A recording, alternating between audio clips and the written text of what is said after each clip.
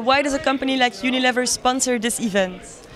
For us, it's very important because I think it's very important that students get to know the business world and get the chance to work on cases which are close to the business. And on the other side, it's important for us because we are now recruiting people, young graduates, for marketing, for sales, to get to know those people, get to know the winners, and also make Unilever a little bit more well known, because we saw today that brands are known, but Unilever not very much. So it's a first start also to make Unilever known towards the young graduates. Thank you, Unilever, to sponsor this event.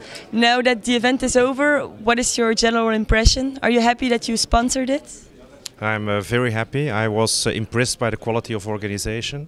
It's fantastic, and I told my jury colleagues that this room is full of talented people. The way you present it, the way it looks, the presentations, it's fantastic. I was also impressed by the quality of the presentations, the case we put together.